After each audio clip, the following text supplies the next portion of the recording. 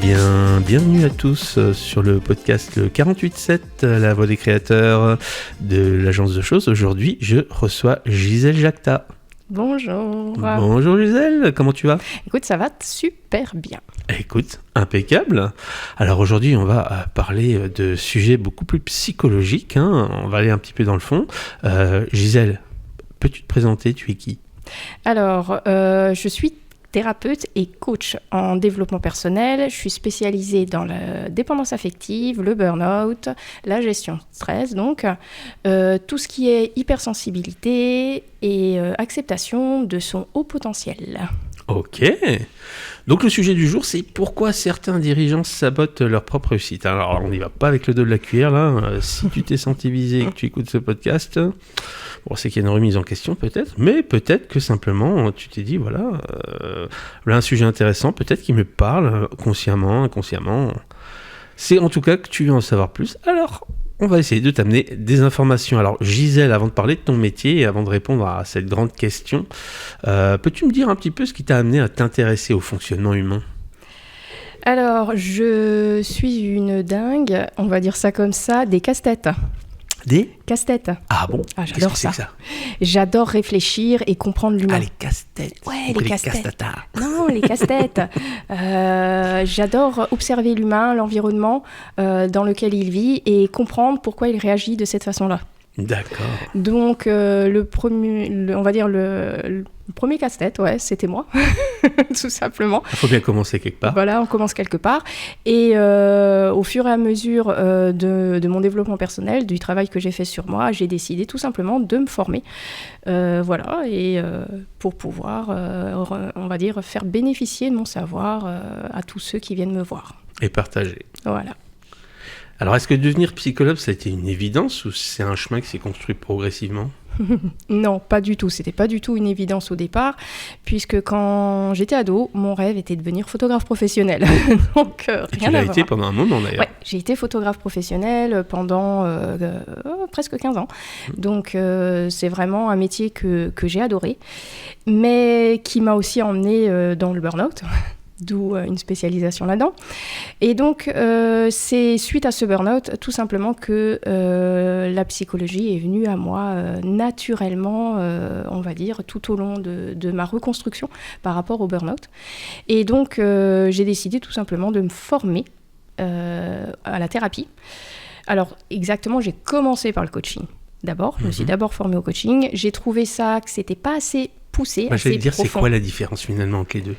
Le coach est vraiment sur l'action pour aider une personne par rapport à un projet, mais ça reste toujours des projets, je trouve, en surface. On ne va pas creuser le fond du problème, on ne va pas chercher pourquoi la personne n'arrive pas à se motiver, à mettre en place, pourquoi ça ne reste pas, pourquoi ça ne tient pas. Donc, je trouvais qu'il y avait trop de surface, donc ça me dérangeait. Donc, je suis allée tout simplement dans la thérapie pour aller approfondir le fonctionnement tout simplement cérébral de l'être humain, comprendre l'inconscient, comprendre les fausses croyances, comprendre l'environnement dans lequel il vit et les traces que ça nous laisse dans notre tête et dans notre corps. Ok. Est-ce qu'on peut dire justement que le coaching, ça peut être une entrée en matière et que finalement, ce qui sous-tend derrière à travailler, c'est d'arriver à la thérapie ? Oui, j'ai beaucoup de patients qui commencent par le coaching, qui vont voir des coachs, qui vont tout simplement demander un appui, une aide voilà, sur un projet ou sur un besoin précis, genre j'ai besoin de reprendre confiance en moi ou j'arrive pas à mettre ce projet en place. Voilà, donc ils vont rentrer dans cette approche, par cette approche et après, une fois qu'ils ont mis les pieds dedans, ils veulent savoir et comprendre pourquoi. Aujourd'hui, on a énormément de gens qui veulent comprendre pourquoi ils réagissent de cette façon-là, pourquoi ils vivent comme ça, pourquoi ils font ci, pourquoi ils font pas ça, etc. Et ça, par contre, c'est le domaine du thérapeute qui va permettre à la personne d'expliquer ce qu'elle vit, pourquoi elle le fait, quels mécanismes se sont mis en place, etc. pour avoir vraiment après un fonctionnement durable sur tout le reste de l'existence. C'est très freudien, on va y creuser en fait. Ouais, on creuse. Souvent du côté des parents, je crois. Parents, amis, etc., croyances. On creuse sur beaucoup d'endroits, ouais. J'appelle ça, moi, pelle et pioche.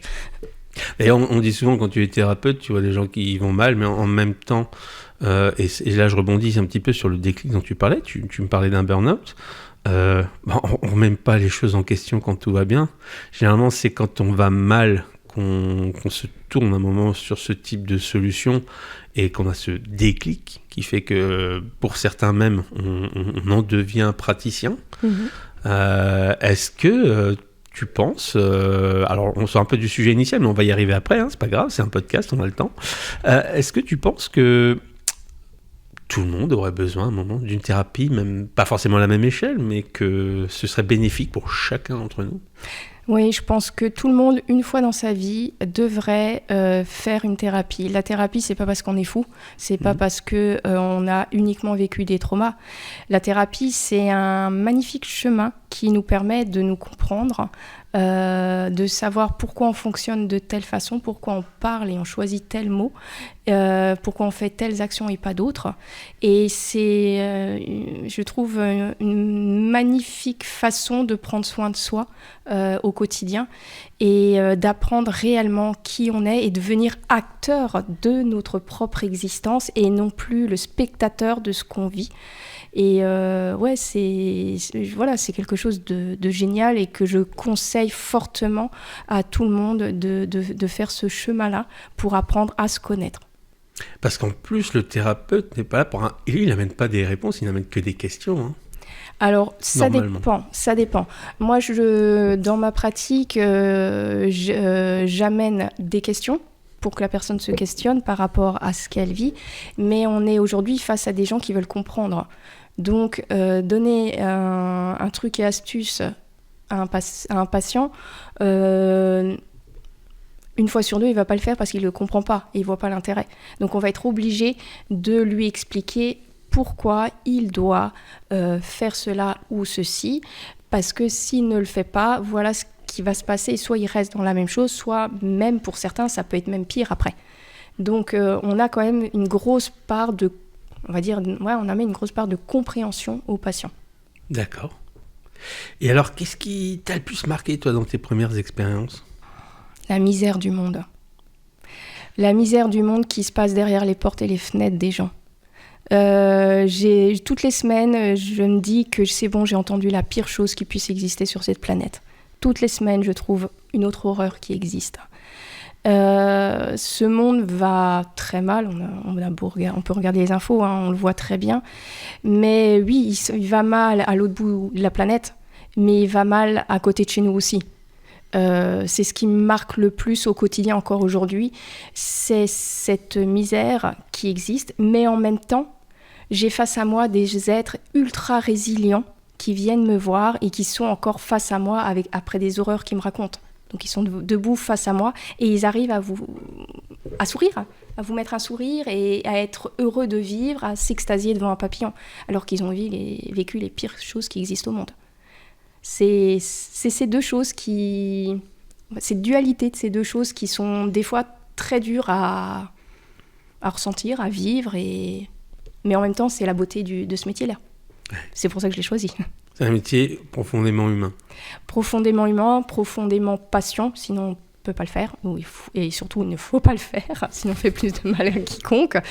Donc non, c'est un métier passion qui est magnifique. Et qu'est-ce qui te fascine alors dans l'humain ? Enfin, c'est un petit peu... Ce qui me fascine dans l'humain, c'est le fonctionnement neurocérébral. C'est cet inconscient qui nous pilote, ce programme intérieur qui nous pilote au quotidien. Il faut savoir qu'il nous pilote, d'après les dernières études, à 95% quand même. Hein. Donc c'est énorme. C'est cet inconscient qui nous pilote et comment le programme s'est mis à l'intérieur. Et après, ce qui va me fasciner, c'est comment on peut reprogrammer le programme pour mieux vivre. Et en même temps, vous avez le programme qui est le cerveau, mais en même temps, vous avez d'autres programmes qui sont dans le corps. Comment faire parler les deux le même langage ? C'est juste grandiose, ce truc-là. Du coup, qui dit programme dit virus, dit mauvaise data et tout ce qui va avec, quoi. Hein. Tout à fait. Ouais. Ça veut dire virus, qu'on va nous appeler chez nous des fausses croyances, tout simplement. Vous avez bien sûr ces fausses croyances, mais vous avez également tout ce qu'on nous fait croire au quotidien. Voilà, vous voyez une mode qui arrive. Au début, vous dites j'aime pas, par exemple, ces chaussures. Je les trouve moches, etc. Et puis, au bout de 2 ans, parce que tout le monde les a portées à côté de vous, et que même votre meilleur pote, qui est super à la mode, les porte, vous finissez par avoir les chaussures moches que vous trouviez moches avant vos pieds, et vous finissez par dire « Oh putain, elles sont trop bien, mes gros, là !» Ça, c'est la faute des publicitaires, ça. Oh, pas que. On connaît bien ceux-là. Pas que. S'ils font très bien leur boulot, ça marche. Comment tu définirais ton approche en tant que psychologue, ta démarche? Comment je la définirais? Humaine. C'est-à-dire? Humaine, compatissante, compréhensive, tolérante, et de l'espoir. Je suis quelqu'un qui passe mes journées à redonner de l'espoir aux gens. C'est ça qu'on vient chercher, en fait. Ouais, chez moi, c'est ce qu'on vient chercher. Les gens qui viennent me voir me disent toujours, pour ceux qui sont... J'ai la chance d'avoir des personnes qui viennent me voir et qui sont ultra honnêtes, et qui viennent me voir et qui me disent, quand je vous vois ouvrir la porte, je vais déjà mieux. Je dis, mais j'ai encore rien fait. Oui, mais vous venez de me donner de l'espoir. Bon, ça fera 50 €. C'est pas comme ça que ça marche? Non, quand même pas, ça serait trop simple. Ça. Et alors, justement, c'est avec quel type de profil est-ce que tu travailles le plus? Alors, on va dire qu'une grosse partie de ma patientèle sont des dépendants affectifs. C'est vraiment... Ça va falloir expliquer. Alors, la dépendance affective, c'est des personnes qui souffrent d'un manque cruel d'amour dû à une problématique d'enfant, tout simplement, mais d'enfants dans les toutes premières années de leur vie, alors aussi bien à partir du moment fœtal que jusqu'à peu près l'âge de 3 ans. D'accord. Donc ça peut être des enfants qui ont été abandonnés à la naissance, comme moi, puisque je suis une enfant de la DAS. Ça peut être des personnes où les parents ont divorcé. Ça peut être aussi, hélas, pour des enfants où un parent est décédé. Mais ça peut être aussi pour tout simplement, alors ce qui paraît complètement farfelu quand on le met avec un esprit d'adulte, mais il faut le voir avec un esprit d'enfant, de bébé tout petit, c'est que un parent qui s'attendait pas à avoir un enfant et qui n'y est pas prêt ou qui ne sait pas comment faire va indirectement créer en lui un rejet vis-à-vis de son enfant. Inconsciemment et involontairement, on est d'accord. On est 100% d'accord. Oui, c'est pas une culpabilité de dire c'est souvent des actes involontaires. Oui, il y a des actes volontaires, mais ils sont ultra minimes. La plupart du temps, c'est des actes involontaires. Vous rêviez d'avoir un garçon, vous avez une fille, vous faites « Moi, je voulais un garçon, je voulais pas une fille. » Je voulais une pizza. Voilà. Donc ça va créer un rejet chez l'enfant qui va lui après souffrir tout simplement de ce besoin d'être aimé, de rechercher la reconnaissance. Il va ressentir tout ça toute sa vie inconsciemment aussi. Inconsciemment. Ouais. C'est important, c'est à ce niveau-là que tout se joue. Ouais. Tout se joue dans l'inconscient, rien n'est conscient.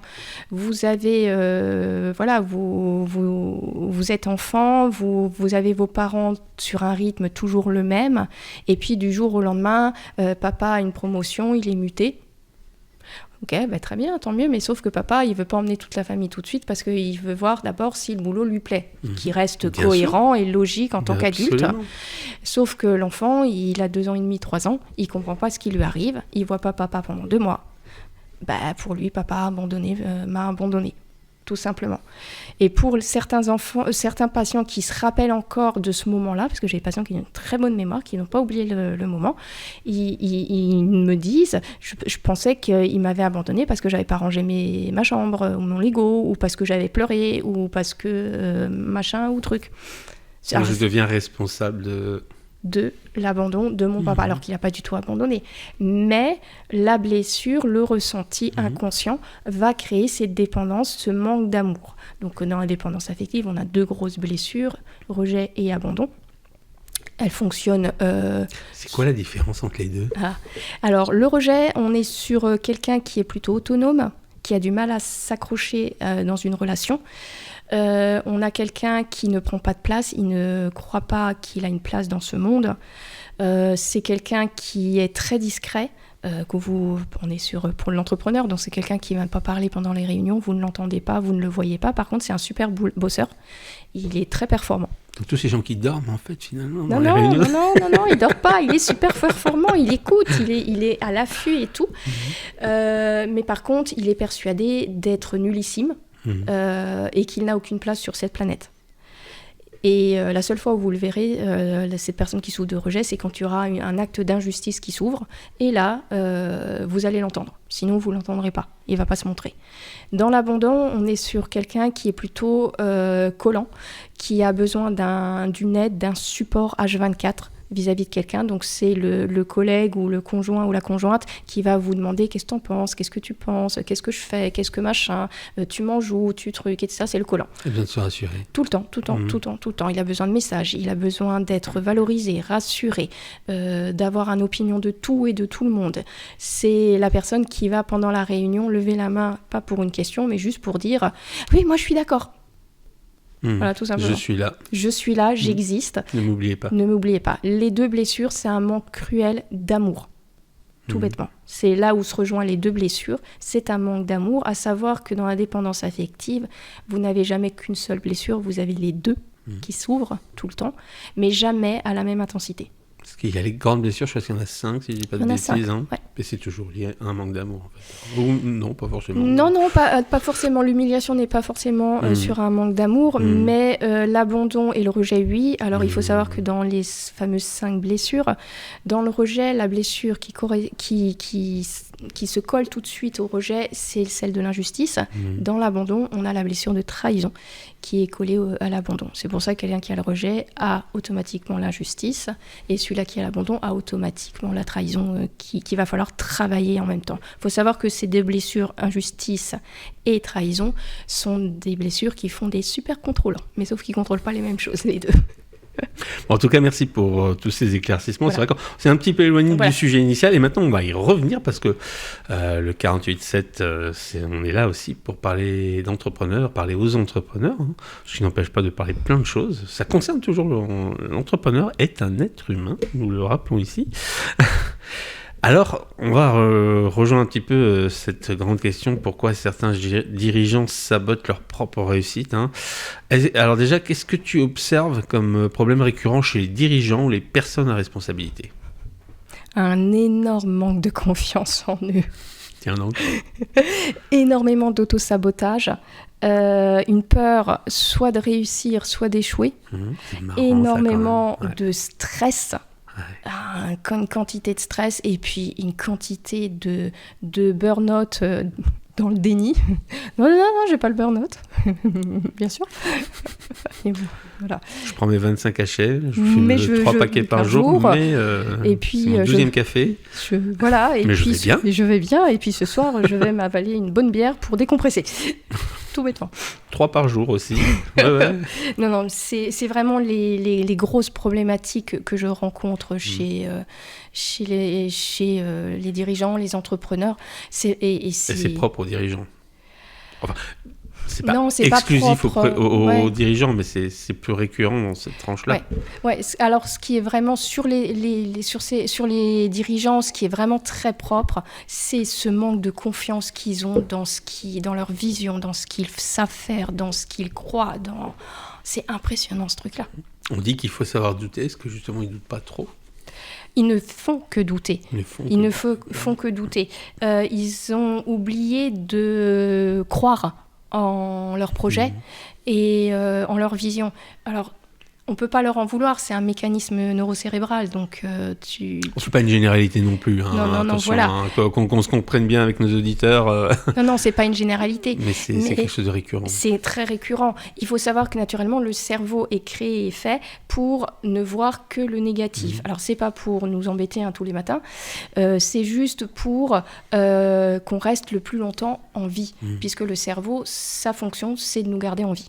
C'est le mode survie. Donc, pour être en mode survie, il faut qu'il voit tous les dangers. Donc, il a pris cette habitude de ne voir que tous les dangers. Donc, beaucoup de dirigeants vont avoir un projet, quel qu'il soit, hein, et au lieu d'imaginer la réussite du projet, ils voient déjà les problèmes avant même d'avoir commencé le projet. Donc, ils sont déjà en train d'écrire leur projet, ils sont déjà en train de se dire, là, ça va coincer, là, ça va coincer, là, ça va être problème. Est-ce que c'est pas culturel, ça aussi, en France ? Alors, c'est très français dans aussi. Un pays quand même où être entrepreneur, c'est quand même un parcours du combattant assez spécifique. Hein. Ouais, c'est très français aussi, et ça, on est d'accord. Mais après, c'est aussi le fonctionnement neurocérébral qui veut ça. Mais c'est vrai que le français, on va pas se cacher, hein, c'est un râleur, donc... Non, mais même au-delà de ça, hein, je veux dire, aujourd'hui, le paysage entrepreneuriat français, quand on voit aujourd'hui les taxations, le code du travail, enfin, toutes ces choses qui sont sujettes à stress, gérer du personnel aujourd'hui, alors là, je vais peut-être être polémique, hein, tant pis, c'est pas grave, je pense pas mal de monde va se reconnaître dans ce que je dirais, mais aujourd'hui, gérer du monde, faire du management, c'est quelque chose qui peut te bouffer... C'est un vrai métier. Hein. Ah ouais. C'est un vrai métier. Je veux dire, on ne devient pas manager juste parce qu'on a eu une promotion. Non. C'est un métier bien à part. Et là, ce qu'on commence seulement à entrevoir et qu'on commence à former des personnes qu'on propulse à des postes, alors qu'eux, ils sont, je ne sais pas moi... spécialisés dans la communication, spécialisés dans la serrurerie ou dans le bâtiment. Ils n'étaient pas là pour gérer du monde, ils connaissent leur métier, ils savent le faire. Voilà, ils savent très bien le faire leur métier, mais par contre, gérer de l'humain, c'est un métier à part. Bien sûr. Et ça s'apprend. Et toutes les structures n'ont pas les moyens d'avoir un poste dédié à ça. Non, c'est ça. Donc, c'est très, très compliqué. C'est bien qu'aujourd'hui, il y a énormément de formations qui existent pour ces dirigeants ou ces managers pour devenir des meilleurs managers, pour vraiment apprendre ce métier-là. Et ce que je trouve bien, c'est que j'avais participé il y a quelques années à des formations pour des RH où on m'avait demandé de former les gens en leadership. Dès le RH, qui est super, puisque c'est le métier de l'humain, hein, le RH. Gérer l'humain au quotidien et il fallait vraiment que ces jeunes futurs RH apprennent ce que c'est l'humain et comment manager de l'humain, etc. pour éviter de coincer peut-être toute une entreprise pendant 15 jours parce qu'ils ont dit un mot de travers. Donc c'est particulier. Ben justement, c'est quoi selon toi les enjeux psychologiques d'un dirigeant par rapport à ceux d'un salarié ? Parce qu'il faut contextualiser un petit peu les choses aussi.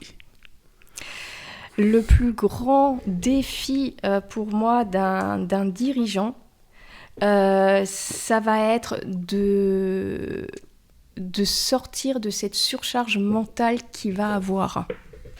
Le dirigeant a énormément de responsabilités sur les épaules et donc énormément de charge mentale. Avec cette charge, on va créer un stress automatiquement. Avec ce stress, il va falloir composer. Mais composer avec bienveillance, compassion, tolérance, le sourire, la motivation. Allez les gars, on y va, on vous suit.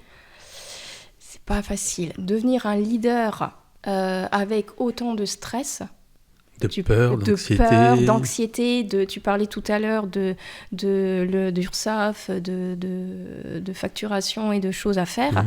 Trouver des clients, signer des contrats. Voilà, tout ça est dans la tête du dirigeant. Souvent même être payé pour les contrats réalisés. Ça aussi, parce qu'il y en a qui courent après leurs sous, faut pas oublier non plus. Et tout ça, en même temps, il faut motiver vos troupes. Donc il faut d'un côté se dire, tiens, il faut que machin, je lui envoie l'huissier parce que ça fait déjà plusieurs mois qu'il me paye pas et que là il se moque de moi, et en même temps c'est le jeune ou le moins jeune arrivé, bon alors lui comment je lui dis qu'il faut qu'il arrive à l'heure, gentiment avec politesse pour qu'il ne parte pas parce que j'ai besoin en arrêt maladie. Et voilà, tout simplement. Vous avez ce côté qui est très très compliqué pour pouvoir tout gérer. Moi je dis toujours le dirigeant c'est l'homme qui comme le couteau suisse, il fait tout en même temps. Mais il faut tout faire en même temps. Et tout bien, et ça c'est impossible. Donc il faut arriver à vider cette surcharge. Ou si c'est possible, à quel prix ? À quel prix ? Le prix c'est toujours la santé. C'est toujours lui qui trinque, hélas. Bon, alors là, on a défini le contexte de l'entrepreneuriat. Maintenant, je te propose d'entrer vraiment dans le vif du sujet. Alors, on parle souvent de réussite, mais beaucoup moins ce qui se passe quand elle commence à arriver. Et alors, il y a ce phénomène, peut-être que vous en avez déjà entendu parler, peut-être que vous connaissez bien ce sujet, mais qui est très intéressant, c'est cette fonction de commencer à freiner quand le succès arrive. Je souris parce que je le vois tous les jours en cabinet. Mais si on est un peu honnête avec soi-même, on sera à des degrés différents, hein, j'entends bien. Et là, je m'adresse à tous nos auditeurs, comprenez bien que tous les sujets qu'on aborde aujourd'hui, je pense que tout le monde se reconnaît à des degrés différents. Bon, c'est important.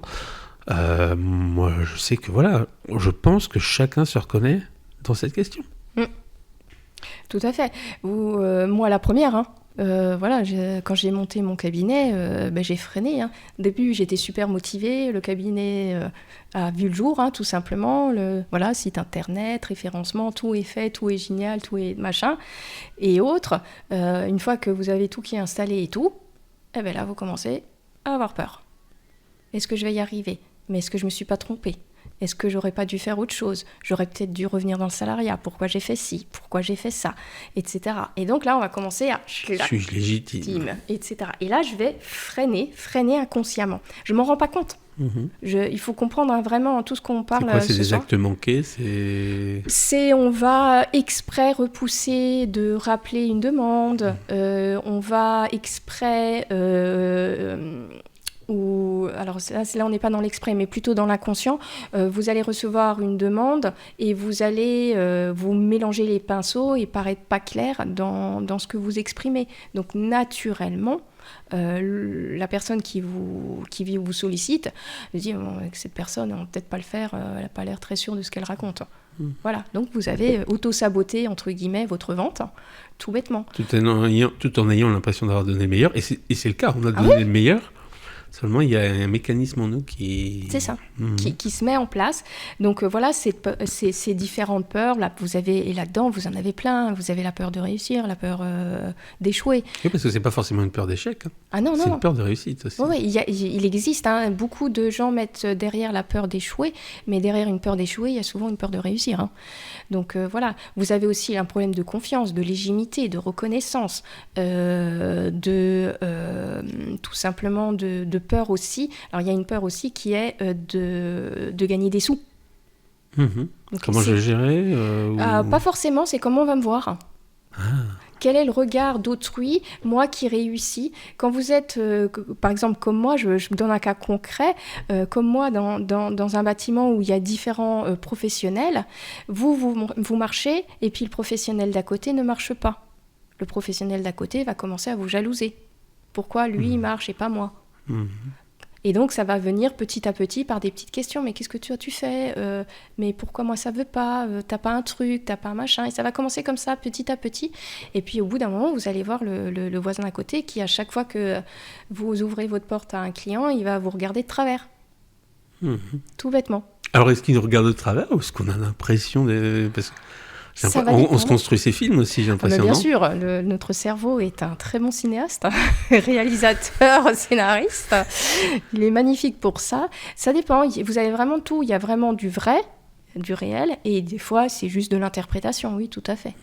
Mais oui, vous avez aussi la peur de gagner de l'argent. J'ai beaucoup de gens qui ont peur de gagner de l'argent. Tout simplement. Et ou d'autres vont même avoir peur de ne pas être assez intelligents, donc ils vont se surdiplômer. Surtout dans mes métiers à moi, j'ai des confrères qui ont je ne sais combien de formations à leur actif, mais pourtant ils n'ont toujours pas de cabinet qui tourne. Ils ne tournent toujours pas le cabinet. Par contre, dès que vous les croisez, ils ont 4 formations par an. C'est assez impressionnant. C'est pas pour occuper le temps, c'est pas... combler alors là j'ai l'impression clairement c'est un manque de confiance, on parle de légitimité. Légitimité. Là on est sur de la légitimité professionnelle tout simplement. Moi on parle de dirigeants ou même de managers, j'en ai certains qui viennent me voir en me disant oui mais je mérite pas la place qu'on vient de me donner là, j'ai un CAP, ou il y en a d'autres j'ai même pas le bac. Pourquoi on va me donner la place de vice quelque chose ou de responsable de ? Machin à côté, il a bac plus 5. Pourquoi moi ? Tout bêtement. Il y a des gens qui ne voient pas leur potentiel aussi. Hein. C'est impressionnant aussi ce truc-là. Hein. Vous avez des gens qui sont ultra doués dans ce qu'ils font. Quand vous leur dites, ils vous regardent et font « Ouais, non, mais quand même, là, t'exagères. Là, ça marche pas, ça. Ça, c'est pas bon, ça. » J'ai vu les 0,5% d'erreur. Voilà. Et je les transforme dans ma tête en 40%. Voilà, c'est ça. Donc, il y a aussi de ça qui fait que vous allez tout simplement freiner votre réussite. On voit ça dans le sport aussi, hein. Il y a des athlètes qui se sabotent eux-mêmes une carrière. Hein. Alors, je n'ai pas forcément d'exemple en tête, mais c'est dans toutes les disciplines. Hein. Ouais. Vous avez par exemple des très grands athlètes, c'est de plus en plus, hein, surtout on est vraiment sur le haut du panier, mais j'avais assisté à une conférence d'Edgar Groupiron, ancien très très grand skieur de ski de boss, qui expliquait que quand il a fait les JO d'Albertville, sur la première fois où il y a eu le ski de boss au JO, il expliquait tout simplement que 2 ans avant, il y avait le championnat du monde et il savait qu'il allait faire les JO et il a dit « je serai champion olympique ». Et pendant 2 ans, il a fait un entraînement sportif, mais il a fait un entraînement cérébral. Donc il nous a expliqué son entraînement. Tous les jours, il s'est vu descendre cette piste. Par tous les temps, par toutes les neiges, par toutes les erreurs techniques, et à chaque fois, il finissait premier. Ce qui fait que le jour J, pour ceux qui se rappellent de ce moment-là, on ne voyait pas le bout des skis. L'anecdote dit que ce matin-là, puisque c'était Jean-Claude Killy, le directeur sportif, disait « Écoute, Edgar, t'as un mot à dire, j'ajourne la course, on la bouge aux meilleures conditions. » Edgar Groupiron dit « Non, c'est une très bonne journée pour être champion olympique. » Il a été champion olympique. C'est une préparation. C'est une réelle préparation. Vous avez le même discours chez Teddy Riner. Il a une préparation mentale. Vous avez des très grands pilotes de ligne, pas de ligne, de vol, on va dire, je trouve plus le terme, tu sais, qui font des spectacles et autres, qui vont s'entraîner dans leur cockpit, mais qui vont s'entraîner assis comme toi et moi sur une chaise, les yeux fermés, avec les gestes, etc., pour se rappeler toutes les figures. Voilà, il y en a plein qui le font, et ça devient de plus en plus dans les milieux sportifs à très très haut niveau, on a des préparateurs mentaux qui vous amènent à être une meilleure version de vous-même, à aller au bout pour pas vous auto-saboter sur des très très grandes épreuves comme ça. Ok. Mais alors on va revenir un petit sur les dirigeants. Cet auto-sabotage, c'est quelque chose de fréquent ou c'est quelque chose de marginal ? Tu disais avant, mais on va développer un petit peu. Alors, je vais te dire un truc, c'est que pour moi, c'est l'inverse. Ce qui est fréquent, c'est l'auto-sabotage. Ce qui est marginal, c'est ceux qui ne s'auto-sabotent pas pour moi. C'est dans l'autre sens. C'est quand même quelque chose de vrai. Oui, à des échelles différentes, on se reconnaît un peu tous là-dedans. Ouais, c'est une réaction humaine, en fait. Et en même temps, c'est bien parce que l'idée, c'est de dédramatiser. On n'a pas spécifiquement un gros problème. C'est simplement humain. Est-ce que c'est de l'humilité ? C'est une forme d'humilité, mais c'est surtout une forme de connaissance de soi. Il faut savoir qu'aujourd'hui, l'être humain fait des actions à cause de ses peurs. Tous les jours, on a peur. Aujourd'hui, on a un super temps. En ce moment, oui, particulièrement. Voilà. C'est bien parce qu'on a un temps qui est humide et froid qu'on va mettre une doudoune et qu'on ne va pas se balader en maillot de bain parce qu'on a peur d'avoir froid ou de tomber malade. Il faut savoir que toutes nos actions au quotidien sont guidées à cause de nos peurs. Sauf qu'on en a fait un truc pas possible en disant que la peur, c'est pas bien, c'est mal et qu'il faut pas avoir peur. Sauf que nous, en tant qu'être humain, on fonctionne avec la peur. Tout le temps. Oui, et puis on a un terrain fertile actuellement. Voilà. Enfin, depuis même très longtemps. Depuis un moment, on a un terrain qui nous permet d'avoir de plus en plus peur. Il faut savoir que le principe, c'est d'aller au-delà de la peur. Vous avez des corps de l'armée, des très poussés, voilà, on va dire les faux furieux de l'armée, comme on dit, qu'on salue au passage. Bonjour les faux furieux. Et qu'on remercie fortement pour leur, bien sûr, pour leur dénouement. Non, vous n'êtes pas fous, vous n'êtes pas furieux. Mais par contre, vous avez par exemple des entraînements qui sont faits où vous allez, quelqu'un qui, comme dit, qui a peur de se noyer, c'est lui qui va passer en premier la rivière. c'est pas par punition. C'est pour le dépasser. Il a déjà dépassé sa peur de la noyade, mais 2, on va pas envoyer celui-là qui s'en fout royalement parce qu'il risque d'emmener les gens dans un courant où tout le monde risque de mourir. Celui-là qui a peur de se noyer, qu'est-ce qu'il va faire ? Il va faire hyper gaffe. Il va trouver le meilleur accès pour faire passer tous ses camarades. Donc on est tous sûrs de passer tous jusqu'à l'autre côté de la rive. Tout bêtement. C'est pas idiot, hein ? Eh oui, ça sert à ça la peur, c'est aller au-delà de la peur. Ouais. On me demande souvent, comment on fait pour avoir le courage ? C'est aller au-delà de sa peur. Ça veut dire vivre sa peur pour aller derrière la peur. Et là, vous aurez votre courage. Donc ça veut dire, au lieu de rester paralysé quand j'ai peur de quelque chose, j'ai peur d'échouer à ma présentation de projet ou de réunion, c'est de se dire, ok, j'ai le droit d'avoir peur. C'est normal, c'est humain. Je suis composée comme ça. Maintenant, on y va. Et je vais tout déchirer. Et là, on aura une belle présentation. Par contre, se dire que j'ai peur, c'est pas normal, que c'est pas bien d'avoir peur, que Pierre à côté, il a pas peur, et que moi j'ai peur que je suis qu'une merde, excusez-moi le terme, hein, mais voilà. Mais on n'est pas sur une chaîne publique, tu peux y aller. D'accord, ok, c'est bon. Et donc, voilà, c'est d'aller au-delà de cette peur et de se dire que oui, c'est normal, tout le monde a peur. Il y a pas une... Si, il y a quelques... Mais c'est un micro-pourcentage de la population qui n'a pas peur et c'est un problème neurocérébral. Donc, c'est traité chimiquement. Voilà. Donc, voilà. Mais sinon, l'être humain constitué normalement a peur. Donc, on a accepté cette peur et à travailler avec elle pour voir toute la puissance qu'elle peut nous apporter et pas à l'inverse, tout ce frein qu'elle nous apporte. On est dépendant. Voilà. Et alors, quand justement on s'auto-sabote en tant qu'entrepreneur, on en a conscience quand on le fait ? Alors, il y a 2 écoles. Tu as l'école de la personne qui n'a pas du tout conscience de ce qu'elle fait, qui se rend compte que tout va mal et qui le répète en boucle. Donc là, on voit que c'est quelqu'un qui n'a aucunement conscience de ce qui lui arrive parce qu'on voit la personne par rapport à ce qu'elle répète, qu'elle essaye de comprendre ce qui lui arrive. Donc là, inconscient total, elle ne sait pas ce qui se passe. Et tu as ceux qui en sont conscients, mais qui mettent la tête dans le sable. C'est ce qu'on appelle le déni, tout simplement. Donc, et pourquoi ils le font ? Parce qu'ils ont peur. Parce qu'ils ont peur de sortir de leur zone de confort, d'aller du regard. Le leur peut-être déjà pour commencer. Ouais, le leur ou l'héritage familial ou le voisin d'à côté ou n'importe. Il y a pas de peur précise pour tout le monde qui va s'ouvrir parce que on va pas vers ce qu'on fait. Ça peut être n'importe quoi qui peut s'ouvrir comme peur. Parce que ça dépend de ce que vous avez vécu, de comment vous avez été élevé, de ce qu'on vous a inculqué comme croyance.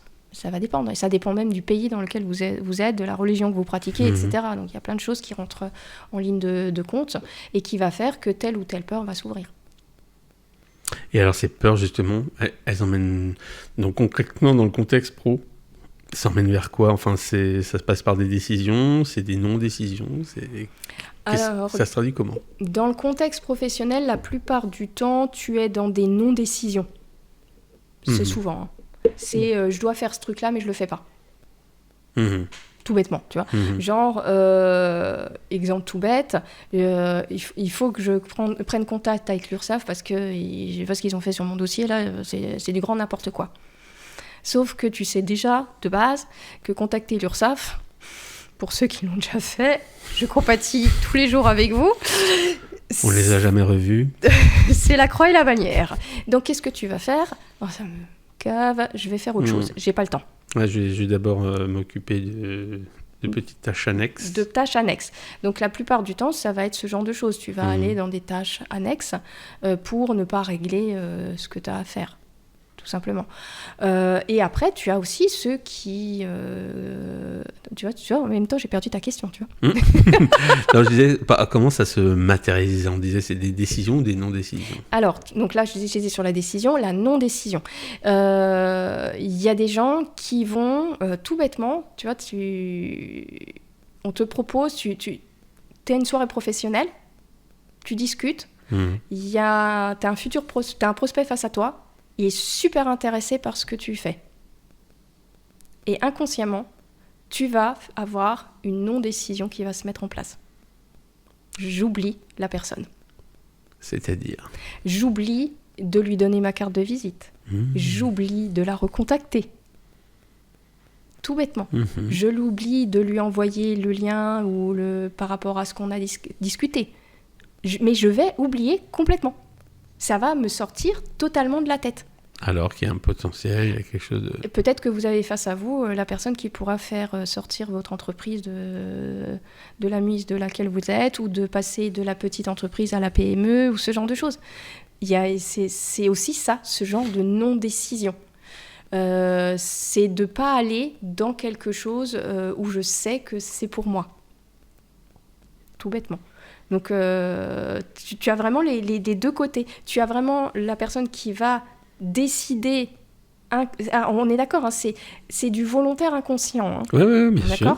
Volontairement, inconsciemment. Ce petit saboteur qui vient de nous. Qui vient de nous et qui va nous dire, au lieu de passer le coup de fil à l'URSSAF, tiens, je vais aller voir dans les ateliers si tout est rangé. Par exemple. Est-ce que les pins de la boîte sont dans le bon carton ? C'est ça, tout simplement. Vous avez des gens comme ça. Sur des personnes qui sont dans des structures un peu plus petites, qui, au lieu de chouchouter un nouveau client, va se mettre à passer le balai. Inconsciemment. Donc elle se rabaisse, elle se redescend, parce qu'elle sent qu'elle a peur, elle le sait, elle le sent, et elle ne va pas vers ce nouveau client. Elle laisse la collaboratrice le faire en disant « Non mais il est très bien avec machin, il est en bonne main, donc je vais passer mon balai. » Tout bêtement. C'est des choses qui... Et je me cloisonne dans un rôle qui n'est pas le mien. Et c'est ça, tout bêtement. Vous avez des entreprises, on a tous eu à un moment donné affaire en disant, voilà, j'aimerais avoir le dirigeant. Des fois, vous avez le dirigeant devant vous à un poste qui ne devrait même pas être, parce que vous êtes sur une grande boîte. Ouais. Alors que le dirigeant devrait être, pas forcément coincé dans son bureau, mais sur d'autres... Si tout le monde pouvait l'avoir, je pense qu'ils seraient tous d'accord avec toi. Hein. Alors, on va avoir un petit problème au niveau des couloirs aériens, mais ok. Alors, pour mettre un petit coup dessus de carburant aussi. Bien sûr. Ah oui, ça c'est sûr. Mais c'est ce genre de choses. Moi, ça m'est arrivé plus d'une fois de me retrouver avec un dirigeant face à moi sur un poste. Et je ne dénigre pas du tout ce métier-là. Hein. Je bien l'ai sûr. fait dans mon plus jeune âge. Hein. On ne dénigre personne. Mais vous allez retrouver un dirigeant en train de vider les corbeilles à papier, de faire un poste de conseiller tout basique, ou en train de ranger un magasin si vous êtes sur un magasin en vente, ou ce genre de choses. Alors que ce n'est pas son taf. Lui, il a un autre taf. C'est d'emmener son équipe à accomplir le projet qu'il avait en tête. C'est ça, normalement, son boulot. Mais alors, je vais même pousser le truc, parce que quand on est dans cette dynamique-là, donc on a ces actes manqués, on a ces non-actions, ou ces actions contradictoires. Hein.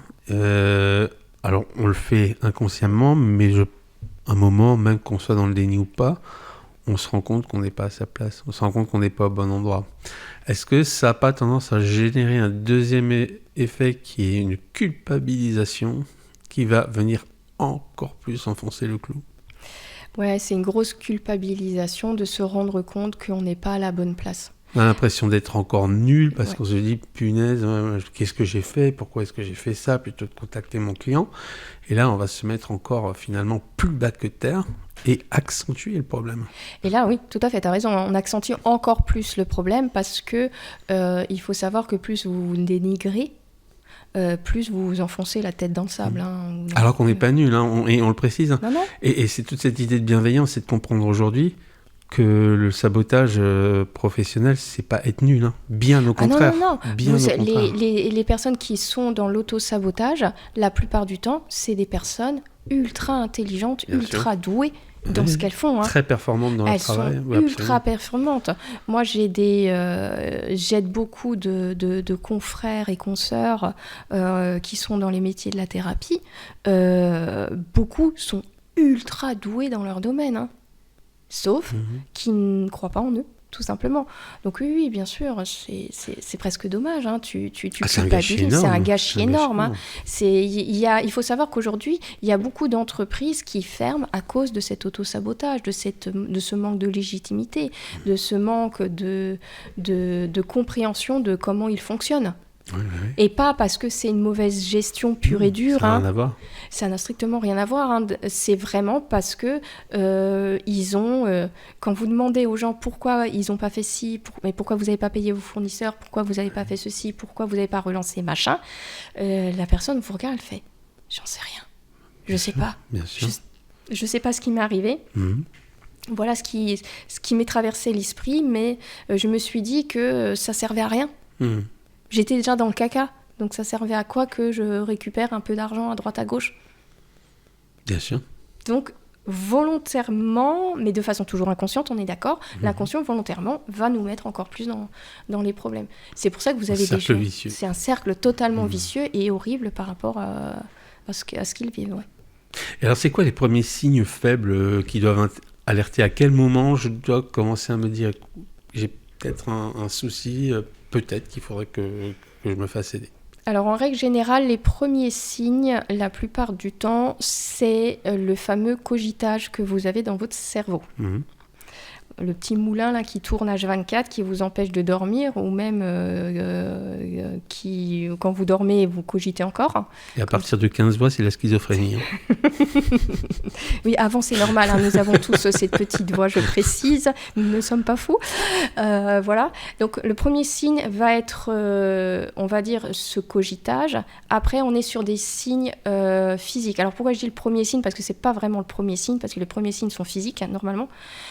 Sauf qu'on a tellement appris à écouter notre tête et pas notre corps qu'on va d'abord prendre plus conscience de ce qu'on va dire dans notre tête que de ressentir. Après, au niveau signe physique, c'est surtout au niveau quand vous sentez que vous avez mal au cervical, aux épaules ou au dos. Ça veut dire ce que ça veut dire. Hein. J'en ai plein le dos, j'en ai trop sur les épaules, tout simplement. L'allégorie d'Atlas. Voilà. Pour ceux qui connaissent la mythologie, qui portait le monde sur ses épaules. Vous avez également comme autre signe, cette fois-ci physique, vous allez trop manger ou pas assez manger. Et en général, quand je dis trop manger, c'est n'importe quoi. Hein, vous n'allez pas manger des carottes. Hein. En général, vous allez plutôt préciser. Ou alors en chocolat, mais... Oui, voilà. Parce que je dis ça qu'on arrive à Pâques. Voilà, c'est ça. C'est bon en plus ça. Donc voilà. Excusez-moi. Pas de souci. Je tousse en même temps. On est des êtres humains. Donc voilà, ce genre de signes. Et après, on va avoir sur des habitudes qu'on va faire. Donc on va être plutôt sur je vais être très triste, très en colère. Je vais tout simplement fumer plus que d'habitude pour les fumeurs. Pour ceux qui avaient arrêté, ils peuvent même se remettre à fumer. Et vous avez le fameux apéro du soir pour décompresser, qui se transforme en messe. Ouais, je finis la bouteille. Tout simplement. Parce que normalement, on finit pas la bouteille. Non, Gilles, on finit pas la bouteille. Bon, je vais consulter juste après. Mais voilà, on est plutôt sur ce genre de signe quand ça va pas.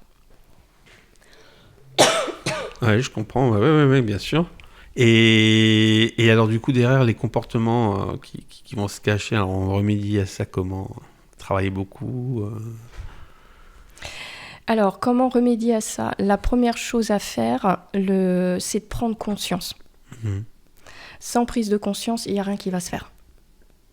Donc, la prise de conscience, pour ça, c'est, je dis toujours, on fait simple. Papier, stylo, et je note ce que j'ai. Qu'est-ce qui m'arrive ? Je note quoi, les symptômes ? Je note mes symptômes. Je note ce que m'arrive dans ma vie. Ce qui me passe par la tête. Tout ce qui me passe par la tête. En plus, comme en moi. Le principe, c'est d'avoir vraiment ce que vous avez face à vous. Vraiment. pour prendre conscience. Ça, c'est la première chose. C'est important aussi de le faire au moment où on a ces idées-là, parce que ça se perd dans le temps, ça aussi. Il faut savoir que quand vous ruminez, je défie beaucoup de personnes de se rappeler de ce qu'il a ruminé il y a 2 heures avant. Vous vous rappelez plus exactement. Vous avez une vague idée, mais vous n'avez pas le mot à mot. Ce qui est intéressant, c'est quand vous écrivez toujours le mot à mot de ce que vous dit votre cerveau. Avec les mots exacts. Ouais. Parce que quand vous avez le mot à mot, vous avez exactement le discours inconscient. Et dans ce discours inconscient, vous trouvez la peur, vous trouvez les fausses croyances. C'est pour ça que les réponses sont là. Les réponses sont face à nous. Faut les écouter. Faut les écouter. Deuxièmement, et là, ça va demander un effort pour beaucoup d'entre nous, c'est d'écouter les remarques qu'on nous fait. Il faut sortir de cet ego en disant « lui, il est méchant, lui, il veut ma perte, il comprend rien, machin ». C'est plutôt d'avoir un esprit « ok, s'il me le dit, peut-être qu'il y a quelque chose qui est vrai ». Je sépare aussi ce qui est remarque de ce qui est dénigrement, ce qui n'est pas la même chose. Voilà, c'est ça. Je parle de remarque, je ne parle pas de quelqu'un qui, vous savez déjà, qui... Si c'est du jugement de valeur, quelqu'un va vous dire vous êtes stupide, vous êtes... Non, là, il y a aucun intérêt. Valeur, Il n'y a aucun intérêt. Par contre, vous savez que le collègue machin, il est super gentil, super bienveillant, etc. Si à un moment donné, il vient, il vous met la main sur l'épaule en disant « t'as l'air pas bien en ce moment », écoutez ce que dit collègue machin. Si vous avez un conjoint ou une conjointe qui vous fait remarquer que vous êtes plus stressé que d'habitude, que vous dormez moins bien, que vous avez l'air nerveux, etc., écoutez ce conjoint ou cette conjointe. Pareil, si vous avez des enfants, les enfants, c'est des sans filtre. Des éponges. C'est des sans filtre. Donc quand un enfant vous dit « ça va papa ? Pourquoi t'es en colère maman ?» écoutez ce que dit votre enfant parce qu'il a raison. Et la première chose qu'on fait, on va repousser ce que va nous dire ces personnes-là parce qu'on va croire qu'elles nous veulent du mal, que c'est contre nous. Non, ce n'est pas contre nous, elles nous aident. Il faut savoir que nous ressentons ce que tout le monde vit, les uns les autres. Nous sommes les miroirs des uns et des autres. Donc si quelqu'un vous fait remarquer que d'habitude vous êtes posé, serein, et que depuis quelques jours ou quelques semaines, vous êtes un peu sur les nerfs, prenez ce papier et ce stylo et essayez de voir pourquoi vous êtes sur les nerfs. C'est le plus beau cadeau que vous pouvez vous faire à ce moment-là. Ça demande un recul. Ça demande du recul et on est vraiment dans je prends l'information, vous n'êtes pas obligé de la prendre au mot à mot, mais je prends l'information, je l'intègre, je la traite avec qui je suis, avec ce que je pense, ce que je vois, comment je vois les choses. Mais si vous avez face à vous quelqu'un de bienveillant qui l'a toujours été depuis tout le temps, depuis que vous le connaissez, il ne va pas vous vouloir du mal. Donc ce qu'il dit, il doit avoir une part de réalité dans ce qu'il dit. Donc même si vous ne le percevez pas, vous faites « Oh, collègue machin m'a dit que je vais peut-être aller vérifier quand même. » Tout simplement. Oui, parce que c'est pas évident pour les gens qui nous soutiennent. Quand on soutient quelqu'un, c'est pas évident. Ça nous coûte au passage aussi de dire les choses. Tout à fait, oui. On risque de perdre aussi la relation des fois. Oui, on peut perdre la relation, être mal vu. On peut avoir peur, tu sais, d'être mal vu également. Surtout que je parle dans les couples. Dans les couples, on a peur d'être mal vu, de mal faire, que l'autre se renferme encore plus. Voilà. C'est toujours compliqué, surtout que quand on va mal, on est déjà dans un stress, donc on est sur de la défensive. Donc quand quelqu'un va nous dire une remarque, naturellement, qu'est-ce qu'on va faire ? On va piquer. Se bloquer. Piquer, se bloquer. Mais c'est normal, c'est le fonctionnement normal. C'est l'être humain, il est comme ça. Je veux dire, et ça n'a rien de méchant, de pervers ou de quoi que ce soit. C'est juste le fonctionnement naturel de l'être humain. Mais à un moment donné, c'est de se dire, ok, c'est mon conjoint ou ma conjointe, je sais qu'elle tient à moi ou qu'il tient à moi, qu'il m'aime, je vais peut-être quand même écouter jusqu'au bout ce qu'il ou elle a à me dire. Absolument. Et alors justement, jusqu'à quel niveau notre histoire personnelle peut influencer directement nos décisions professionnelles ? Au niveau très large, j'imagine. Jusqu'à quel niveau ? Ouais. Tout. Il y a tout. L'être qu'on est va influencer tout notre professionnel. Je veux dire, on pense toujours, moi, quand j'ai commencé il y a très longtemps maintenant, ma vie professionnelle, on m'avait dit, ta vie perso, tu la laisses à la maison. Tu fermes la porte. Ici, t'es au professionnel, tu mets ton costume et t'es pro. Et le masque. Le masque. Alors, je me rappelle du haut de mes 20 ans, je trouvais cette remarque un peu idiote, parce que je dis, mais c'est pas possible, c'est moi. Je peux pas laisser une partie de moi à la maison, ça marche pas, etc. Il faut savoir que l'être humain, c'est une poupée russe. Vous êtes un adulte, mais dans l'adulte, vous avez l'enfant. Donc ça veut dire que dans le pro que vous êtes, vous avez le perso, et dans le perso que vous avez votre enfant. Donc, vous avez tout. Je veux dire, voilà, donc automatiquement, vous pouvez... comment dire, ça va influencer tout. Ça peut influencer votre mariage, ça peut influencer votre vie de parents, ça peut influencer votre vie amicale, de fratrie, ça peut, bien sûr, avec les collègues, avec vos fournisseurs, avec vos clients, mais tout est lié. Tout est lié. Il faut comprendre qu'il n'y a pas, c'est pas une seule chose, c'est un tout. Tout est lié, c'est un puzzle géant. Donc on peut pas dire que pour régler telle chose, j'ai juste à faire ça. Non, ça marche pas. Et on revient à cette idée de thérapie, de creuser, et c'est là qu'on sort du travail de surface. On n'est plus dans le gadget. Non. C'est plus le petit gadget comme de communication ou de posture qui va changer quelque chose. Parce que là, on est sur une problématique qui est beaucoup plus profonde. Oui, tout à fait. Quand vous qui peut rejoindre ces fameuses blessures déjà. Qui peut rejoindre ces blessures, qui peut rejoindre les traumas. Prenez une personne qui a eu une enfance énorme ou énorme dans le genre horrible, ou quelqu'un qui a vécu un traumatisme, ces deux souffrent de syndrome post-traumatique. Vous prenez ce genre de personnes, au travail, ça va être des hyper-vigilants. Vous ne pourrez pas leur demander certaines choses et vous pourrez leur donner autant de formations que vous voulez, ils ne pourront pas le faire. Parce que ils sont pas formatés pour. Ils sont pas formatés pour et ils ne le seront jamais. Il faut comprendre que on ne peut pas mettre tous les masques. On va choisir les masques qui nous correspondent. Et c'est pour ça qu'on va choisir les entreprises qui nous correspondent. Et également. Les profils de salariés. En fait, on dit, il y en a pour tout le monde. Hein. Je crois que c'était Einstein qui disait si on juge, je crois que c'est une baleine à sa capacité à grimper aux arbres.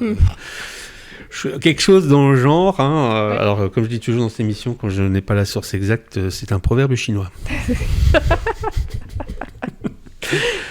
Est-ce que certaines opportunités peuvent être une forme d'auto-sabotage ? Oui. Du genre ? Oh oui. Oui. Imaginez, vous êtes une PME. On vous propose de grandir à un autre stade, au-dessus. Mais par contre, vous devez déménager.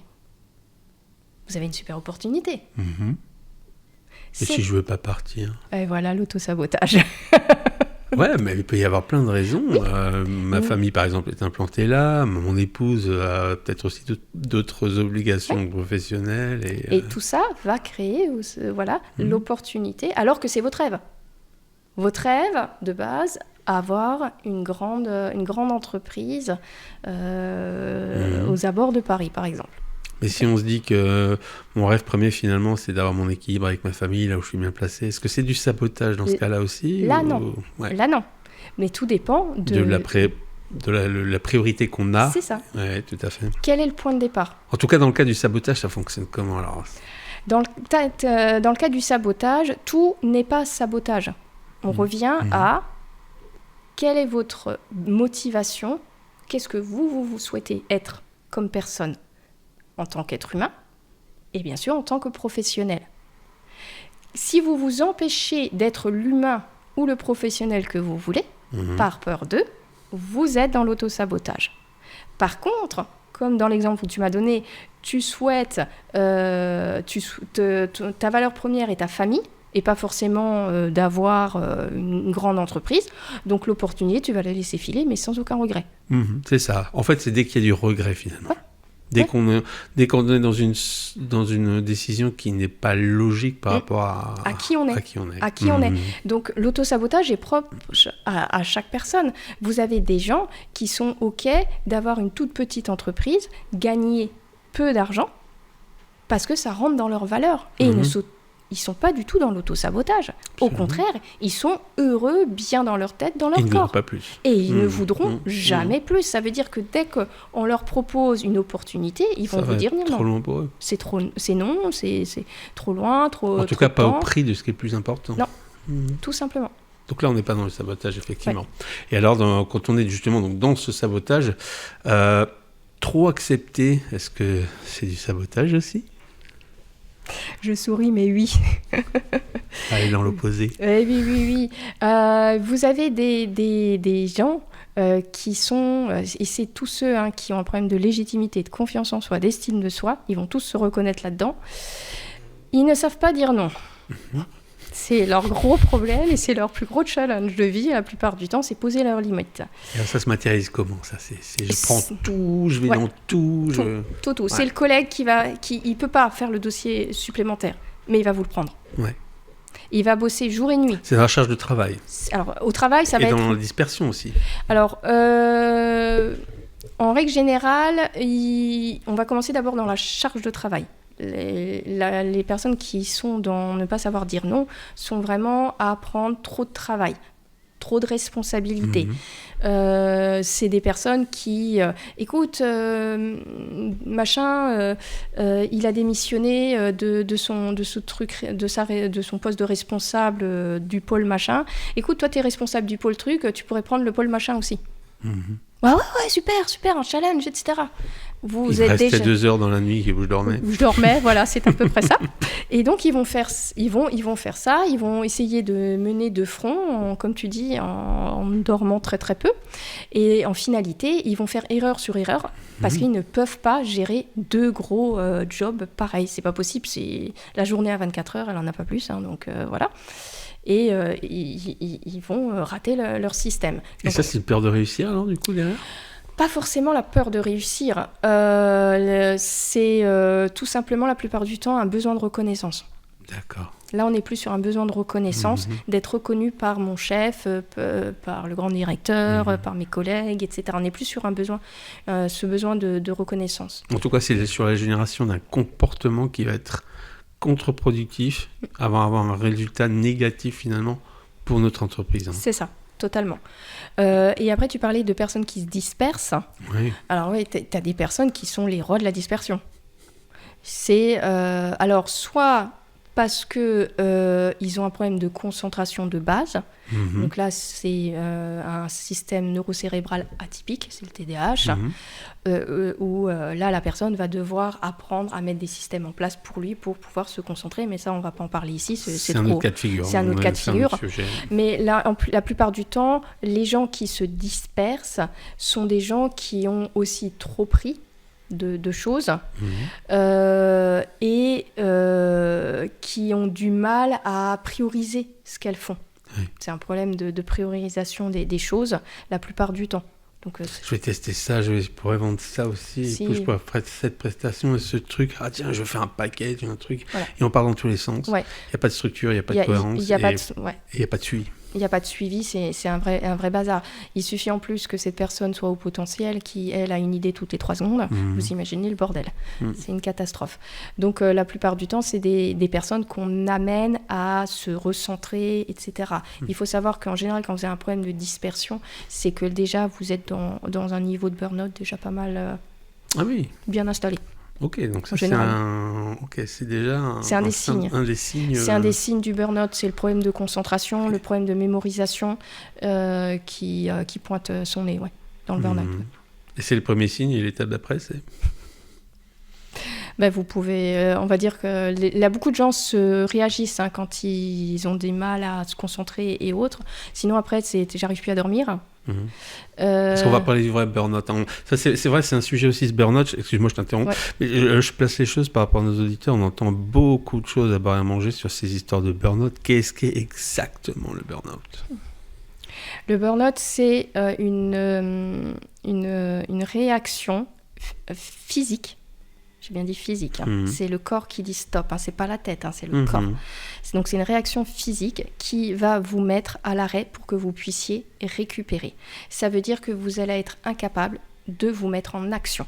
C'est le vrai burn-out. Le vrai burn-out, c'est ça. C'est pas juste j'ai fait une dépression. Non, c'est pas... alors déjà... C'est pas pour dénigrer la dépression, c'est pas l'idée non plus de minimiser ce que les gens en dépression ressentent. Attention. Non. Encore une fois, bien conscience, nous, on ne juge personne, on définit les termes.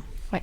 Alors après, on peut s'amuser sur le terrain de la dépression aussi. La vraie dépression, c'est pas non plus parce que vous souffrez depuis 15 jours de tristesse. La vraie dépression, la vraie maladie de dépression, techniquement, il y a très très peu de cas mondiaux, on va dire. C'est qu'une dépression, réellement, c'est un jour, vous vous levez, vous êtes en forme, le lendemain, c'est l'inverse. Et vous ne pourrez plus jamais revenir à l'étape d'avant. Plus jamais. Non, ça c'est la vraie dépression. Okay. C'est pas ce qu'on nous apprend, et ce qu'on nous truc, ça fait combien, 2 semaines, 3 mois, vous êtes en dépression. Non. La vraie dépression, vrai de vrai, j'ai lu un article dessus, voilà, c'est pas du tout ce que, on va dire, le registre médical nous vend. Pas du tout. Il y a même des... On va pas rentrer dans le débat, mais il y a des gens qui militent pour remettre le vrai terme de la dépression et pour faire arrêter de vendre des cachetons. Donc on va pas rentrer dans le débat. Un autre sujet, c'est bien. un autre sujet. Mais intéressant. Allez vous renseigner effectivement sur voilà. ce point-là. Voilà. Mais le vrai burn-out, non, c'est le corps qui refuse réellement de répondre aux sollicitations que vous lui demandez. Donc les vraies personnes qui sont en burn-out peuvent être incapables de se lever un matin et de prendre leur douche ou de vider une machine à laver ou et elles vont se retrouver, on a déjà entendu plusieurs fois des cas comme ça de grands dirigeants qui se sont trouvés sur le périph' et qui ont dû se mettre sur le côté, ils ne pouvaient plus avancer. On a dû venir les chercher. C'est quelque chose de mécanique. C'est de la mécanique. Donc on a le fameux burn-out qui est... Pas confondre avec un AVC non plus. Non plus, c'est pas un AVC non plus. C'est ce fameux burn-out. Et vous en avez un autre qui arrive, qui est moins connu, mais c'est celui-là quand vous réfléchissez trop. C'est un épuisement émotionnel. Vous avez l'épuisement physique et vous avez l'épuisement émotionnel. Ça se caractérise comment ça ? Ça va être apathie, démotivation, mais vraiment XXL. On n'est pas sur une petite démotivation, on est sur la démotivation XXL. Voilà, c'est donc, chronique. C'est vraiment chronique. On a beaucoup de mal à se remettre. On voit que le négatif partout. Alors, on est d'accord. C'est vraiment... Avant, on était positif et du coup, voilà, on était super motivés. On arrivait à tout faire, etc. C'est pas en dents de scie. C'est quelque chose de constant et de brutal et de très intense. Voilà. Il faut savoir que les burn-out, toutes les sortes de burn-out, viennent au fur et à mesure. Donc c'est pas, vous voulez pas, en gros c'est quand vous vous levez le matin et que vous ne pouvez plus rien faire, vous avez eu je ne sais combien de mois, voire d'années de signaux d'alerte avant. Faut le savoir. Quand votre corps décide de vous arrêter, c'est qu'il a envoyé tous les messages, il est recommandé. C'est très mauvais en général. C'est pas très bon du tout parce que vous allez mettre voire beaucoup de temps à vous en remettre. Un burn-out, il faut savoir que c'est très long. Un burn-out ne se résout pas en 2 semaines ni en 2 mois. Non. Voilà, techniquement, on parle de... si vous avez mis 3 ans pour aller en burn-out, vous allez mettre 3 ans pour ressortir totalement du burn-out. Ça ne veut pas dire que vous serez 3 ans en arrêt maladie. Mais ça veut dire que vous serez déjà en arrêt maladie pendant un long moment. En général, c'est 6 mois, 1 an. La plupart du temps, les cas que moi je suis sont en général c'est quand même du long. Et après... ils vont retourner au travail sur une autre façon de travailler. Des fois, il y a des changements de poste. Des fois, il y a des changements de rythme d'heures, de quantité d'heures, de charge de travail, etc. Il y a même beaucoup, beaucoup de gens qui font de la reconversion professionnelle derrière. Oui, bien sûr. Ouais, je comprends. Là. Je comprends. Et alors, cette peur de déléguer, de tout garder sur soi, c'est du contrôle ou de la peur ? Ou les deux ? L'un appelant l'autre. Ah là là. Alors, il y a... Comment je vais expliquer ça ? Le contrôle, c'est une peur. Donc, les deux sont de la peur. Les deux sont de la peur. Il faut savoir que l'une des peur primaire de l'être humain, c'est l'insécurité. Et c'est l'insécurité qui va faire que vous allez tout contrôler. Alors, vous avez des gens qui vont vouloir tout faire eux-mêmes pour paraître parfaits, parce que, au moins, je suis sûre, et c'est l'excuse qu'ils donnent, que ça sera bien fait. On n'est jamais aussi bien servi que par soi-même. Voilà.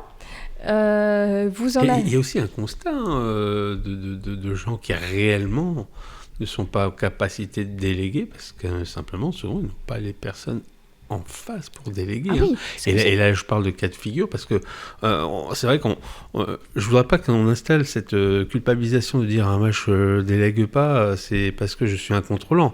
Non, aussi des fois, moi j'ai des cas de gens, je ne citerai pas, d'entrepreneurs autour de moi. Dès qu'ils délèguent le moindre truc, c'est une catastrophe absolue en face. Et ça, il faut le dire très clairement. Je comprends qu'ils sont en incapacité de déléguer. C'est regrettable, mais ce cas-là est très fréquent. Et très fréquent, mais on ne parle pas de ce cas-là. Absolument. Pas mais je voudrais pas que les mauvaises personnes s'identifient. Non. On parle vraiment de personnes qui peuvent déléguer, qui ont ce qu'il faut dans leur entourage personnel ou professionnel, parce que de toute façon, quelqu'un qui ne délègue pas de façon professionnelle, la plupart du temps, il ne délègue pas non plus personnellement. Bien sûr.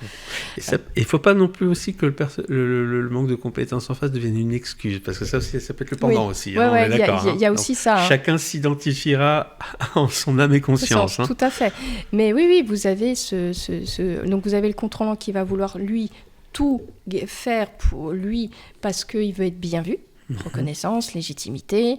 Il va se cacher derrière, au moins je suis sûr que c'est bien fait, ça sera donné dans les temps, etc. Il va trouver beaucoup d'excuses. À la hauteur de ce que je veux. Voilà, tout bêtement. Donc lui, pardon, j'ai un chat dans la gorge. Il a vraiment besoin d'être sûr que son travail sera parfait, comme lui, il est parfait. Ou du moins comme l'image qui se doit de projeter. Qu'il doit projeter, etc., pour être parfait. Et du coup, qui vient corriger quelque chose. C'est ça, totalement. Donc là, vous avez c'est ce type de contrôlant. Et après, vous avez un autre contrôlant qui, lui, va contrôler tout ce que vous faites. Parce que vous en avez qui vont déléguer à des personnes qui peuvent déléguer, mais ils sont au-dessus. C'est le chef ou le collègue qui a le nez au-dessus et qui, là, mets-moi une virgule. Pourquoi t'as pas mis ça ? Pourquoi tu mets pas ça en gras ? Pourquoi tu fais pas ci ? Plante le clou comme ça, machin, etc. Vous avez aussi celui-là. Et celui-là ne délègue pas non plus parce qu'il est derrière. Donc il fait rien d'autre. C'est comme si... Mais il est derrière. Mais il est là. Il est collé. Un Big Brother. Voilà. Et lui, il a peur. Par contre, lui, c'est le contrôlant que pour que tout soit parfait, il veut contrôler l'extérieur. Je dis toujours, c'est le contrôlant d'extérieur. Ça ne peut pas être bien fait si j'y ai pas mis ma petite touche. Donc voilà, c'est la personne. Il y en a certains dans certains corps de métier, vous allez rigoler, mais c'est vous demandez à votre peintre, voilà, tu me peins la pièce de monsieur machin, ok ? Et puis vous avez le chef qui vient et qui va prendre juste le pinceau et il va faire juste une petite touche. Voilà, c'est tout bête. Ou chez les cuistots, c'est le chef qui va juste mettre une pincée de quelque chose. Comme s'il a pincé de quelque chose, sans goûter, sans rien. Il va juste prendre et il va mettre la pincée. Voilà, il y a d'ailleurs quelque chose de culturel là-dessus qui m'a toujours choqué. Quand on va voir un monument du patrimoine, souvent, tel pont a été construit par Auguste, je ne sais pas quoi. Alors ça m'a toujours fait marrer parce que je m'imagine Auguste, je sais pas quoi, avec sa petite pelle et sa truelle en train de construire le pont. On sait tous pertinemment qu'il y a 200, 300, peut-être 1000 ouvriers qui ont construit le pont, mais cette expression de dire c'est Auguste qui a construit le pont, ça m'a toujours fait rire. Ça fait partie de ces éléments de langage, mais qui en disent long sur une certaine idée de... C'est ce côté très... c'est de l'ego, pur et dur. C'est ce côté égo qu'on a en tant qu'être humain de s'approprier les choses. C'est moi qui l'ai fait. En tout cas, certaines personnes. Oui, bien sûr. Bien sûr, c'est pas non plus un cas pour tout le monde, mais c'est moi qui l'ai fait. Et donc, voilà, vous avez... Ça y est, une peur. Mais derrière, vous avez une peur. Et la peur, c'est qu'on vous trahisse, qu'on fasse... et que ça vous retombe dessus. Il faut savoir que celui-là... Pas de volonté de nuire, en fait. Ah, pas du tout. La personne qui contrôle les autres et qui est derrière votre dos, c'est parce qu'elle a une peur bleue que ça lui retombe dessus. Tout bêtement. Donc, elle veut être sûre que rien ne lui retombe dessus. Tout bêtement. Donc, vous êtes installateur de véranda, vous avez tout fixé, vous avez le chef de chantier qui arrive et qui va mettre juste un coup de vis sur une vis. Vous allez regarder votre chef et vous dire, mais qu'est-ce qu'il me fait, lui ? Mais c'est parce qu'il veut être sûr de ne pas avoir une problématique par rapport à la véranda. Et le coup de vis le rassure en disant... J'ai pas besoin de resserrer, c'est que c'est bon. Il n'est pas là pour dénigrer l'autre, il n'est pas là pour le rabaisser, pour lui dire tu ne sais pas faire.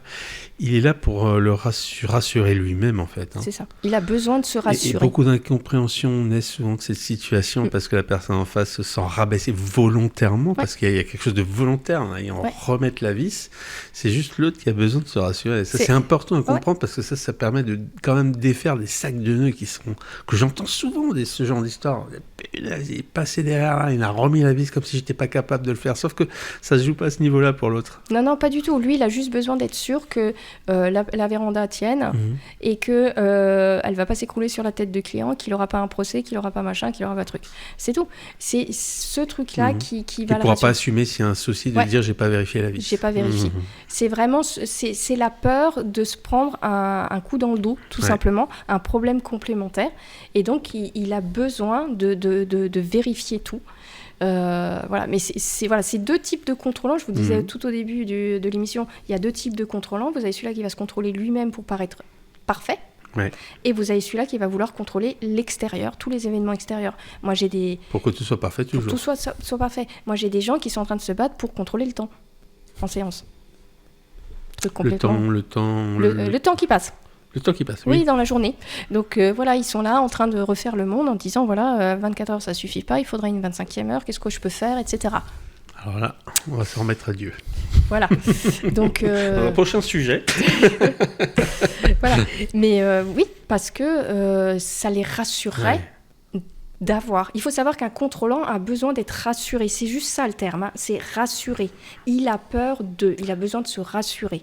Or, le temps, c'est comme l'espace. On peut avoir une maison de 300 mètres carrés, on accumulera juste plus de bordel. C'est ça. Et donc, avec plus de temps, on fera plus de trucs. Exactement. Et on sera dans la même situation. Tout à fait. Quand on parle de contrôlant, justement, est-ce que certains dirigeants sont parfois capables de créer eux-mêmes des situations de crise pour reprendre la main ? Oui. Certains, alors on est d'accord, inconsciemment, je précise bien inconsciemment, certains vont le faire pour paraître comme un sauveur. Vous avez souvent déjà entendu parler de ces trois petits choses que nous avons en nous, le sauveur, le bourreau, la victime. On peut développer parce que je ne suis pas sûr que ça parle à tout le monde. Alors, nous sommes tous composés de plusieurs choses à l'intérieur de nous. Et chez nous, en thérapie, on parle souvent du syndrome du sauveur, du syndrome de la victime et du syndrome du bourreau. Vous avez des personnes qui ont ce syndrome de sauveur. Et quand elles ont ce syndrome de sauveur, il faut qu'elles créent une problématique. Sinon, elles ne peuvent pas sauver. Et donc, elles vont faire le bourreau. Après, elles vont faire la victime, donc elles vont se plaindre, pour après se sauver. Et c'est une boucle infinie de choses qu'elles vont mettre inconsciemment en place. Ce qu'on appelle une autonomie parfaite. Complet. Et donc, la plupart du temps, derrière chaque personne qui se plaint, vous avez une personne qui va être son propre bourreau, avec ses ruminations internes, et qui va vouloir se sauver à un moment donné. Et on le fait... régulièrement pour plein de petites choses comme ça. Ça produit quoi, ça ? Ça produit tout simplement une sorte de reconnaissance. Imaginez, votre entreprise va mal. Vous dites aux salariés, écoutez, je ne suis pas sûre qu'on va pouvoir finir l'année, je ne sais pas ce qu'il en est, et vous en avez ras-le-bol depuis des mois, vous n'en pouvez plus. Quand vous voyez la tête de vos employés et qui font « Oh non, mais monsieur, aidez-nous, aidez-nous, aidez-nous », ça va lui donner un shoot et il va se dire, il faut que je trouve une solution. L'humain est étrangement fait. Et donc, il va chercher une solution et il va découvrir tout simplement des capacités qu'il ne connaissait pas avant chez lui et qui va lui permettre de pouvoir sauver son entreprise. Il faut savoir que chaque chose que nous vivons dans la vie, chaque événement que nous vivons, nous permet de prendre conscience de capacités qu'on ne connaissait pas en nous. Tout simplement. Et en fait, il peut y avoir quelque chose de super positif là-dedans. Ouais, c'est juste la forme, finalement, qui amène plus de problématiques qu'autre chose. C'est ça, c'est la façon dont on le fait qui est problématique. Mais une fois qu'on a compris... Et encore une fois, on ne le fait jamais pour nuire. Ah non, mais il y a aucune nuisance. Il faut comprendre que des gens qui nuisent, le pourcentage n'est pas énorme. Hein. Non, et puis c'est d'autres pathologies, on parle d'autre chose. On parle d'autre chose. Il faut comprendre que le chef qui d'habitude est super sympa et qui est plus stressé et vous crie dessus, la plupart du temps, posez-vous la question il a peut-être vécu un truc qui lui tourne dans la tête. Tout simplement, il a peut-être eu une mauvaise nouvelle. C'est pour ça que je disais tout à l'heure que le perso vient avec le pro, hein, dans le pro, hein, c'est comme ça. Hein. On peut pas faire une différence. C'est automatique. Bien Donc, il faut pas voir les gens à l'extérieur de nous comme des gens qu'il faut combattre. Il y a très peu de gens qu'on doit combattre réellement. Il y a bien sûr, vous êtes victime d'un racket ou on vous tape dessus, c'est autre chose, je ne parle pas de ça. Mais dans le quotidien, même dans l'entreprise, il n'y a pas non plus une tonne de gens qui veut vous nuire. Oui, je dis pas, j'entends déjà ceux qui me disent « Ouais, mais il y en a, ils nous marchent dessus pour prendre notre place ». Oui, d'accord, je sais bien, là c'est concret. Est-ce que c'est vraiment chercher à nuire à la personne ? Parce que vous me le dites, eux, ils veulent la place. Le prix à payer pour la place, c'est peut-être d'écraser l'autre. Alors, bien sûr, c'est un système de valeurs très douteux, hein, mais est-ce que, encore une fois, même dans cette situation, est-ce que la volonté, l'énergie initiative du mouvement était l'envie de détruire ou plutôt l'envie de prendre la place ? Ce qui change la dynamique. Ça dépend. Mais on peut aller très loin avec ça. On peut aller très loin et je ne peux pas faire de généralité parce que vous avez des gens qui veulent... On sort un peu du sujet aussi. Voilà. Et puis il y a des gens qui veulent vraiment détruire. Oui. Et il faut le laisser, il faut laisser ce qui est, et vous l'avez aussi dans l'environnement professionnel. Bien sûr. Tout simplement, vous avez des gens qui prennent un malin plaisir, et ça leur fait vraiment beaucoup de bien de vous voir prendre la porte ou de vous voir pleurer lors d'une réunion parce que vous avez réussi votre présentation. Voilà. Mais il y a des gens, oui, ils veulent juste prendre votre place parce que tout bêtement, on leur a appris que dans le monde professionnel, il faut jouer des coudes. Donc, qu'est-ce que je fais ? On m'a dit qu'il fallait jouer des coudes, je joue des coudes. Donc, automatiquement, là, on revient sur un truc complètement inconscient.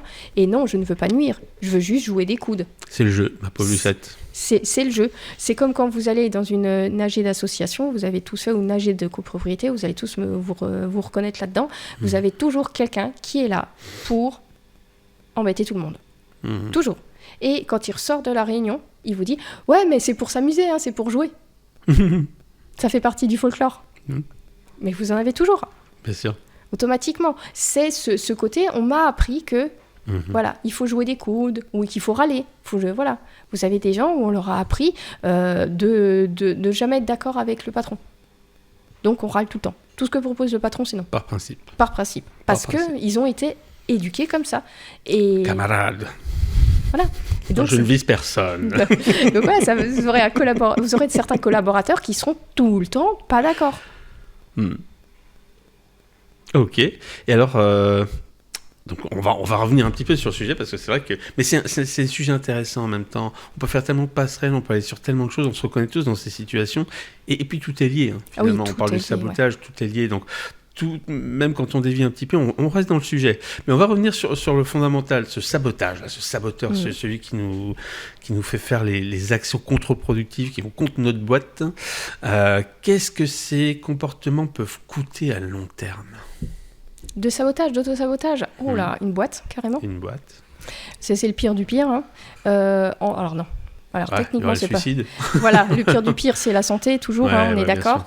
Alors, dans le monde de l'entreprise, vous avez bien sûr la perte d'une boîte, la perte d'une place, la perte d'un gros dossier. Voilà, c'est quand même des grosses problématiques dans une structure. Ça peut aussi amener à des trucs beaucoup plus graves. Sur le plan personnel aussi, non ? Oui. Alors là, je vais pour l'instant juste rester encore sur le plan professionnel, mais vous imaginez les répercussions si vous oubliez de mettre une pièce dans une voiture. Ouais. Et dans toutes les voitures qui sortent pendant un mois. Mmh. Les répercussions peuvent être très, très lourdes pour le salarié, pour les personnes environnantes. Ça allume cigare jusqu'à l'airbag. Voilà, tout bêtement. Donc on a vraiment dans cet autosabotage des répercussions qui peuvent être très très lourdes pour l'entreprise et pour les clients de l'entreprise aussi. Et bien sûr, alors personnellement, pour les gens en eux-mêmes, le pire autosabotage, la pire chose que l'autosabotage peut faire, c'est la maladie. C'est le pire du pire. Tu disais avec sur le ton de l'humour le suicide, mais... Alors, certainement pas sur le ton de l'humour. Non, mais pour le faire passer un peu... Voilà. Je pense qu'il y a des cas, et c'est une vraie réalité. C'est une réalité. Les conséquences peuvent être dramatiques, surtout avec un sentiment de non-maîtrise. Et je parlais de culpabilisation, mais on parle de ce cercle vicieux. Il y a ce sentiment de ma boîte va mal, je sais que c'est moi, et pourtant je ne sais pas d'où ça vient. Oui. Donc c'est quelque chose d'absolument terrible. C'est absolument terrible. Alors oui, tu parlais de suicide, mais en termes, on va dire en pourcentage, je pense que les maladies graves sont au-dessus du taux de suicide. C'est des entrepreneurs qui finissent avec des cancers catastrophiques et fulgurants. Ils n'ont pas le temps de dire ouf qu'ils sont plus là. Donc on est vraiment sur des maladies vraiment pas top et pas sympa du tout, qui va derrière l'autosabotage. Alors ça, c'est le max du max, mais vous avez aussi, c'est la maladie du siècle, on le dit comme ça, c'est le stress. Les ravages du stress sont énormes. C'est une autoroute pour toutes les autres maladies, en fait. Voilà, c'est une autoroute pour toutes les autres maladies, c'est une autoroute pour toutes les problématiques dans une entreprise. Le stress est vraiment un symptôme à ne jamais prendre à la légère dans une entreprise, parce qu'il peut avoir des répercussions, mais juste énormes. Donc ça, c'est vraiment à faire très très attention. Mais oui, les répercussions de l'autosabotage sont énormes, vous pouvez tout perdre. Il y a des gens qui ont tout perdu parce qu'ils se sont auto-sabotés sur quelque chose. Moi, j'ai vu des gens qui ont un certain âge en séance, je pense à une personne en particulier, qui, elle, a perdu 3 ou 4 fois tout dans sa vie. On ne se rend pas compte. C'est énorme, à cause de l'auto-sabotage. Donc en plus, elle en a conscience et on n'en sort pas si facilement non plus.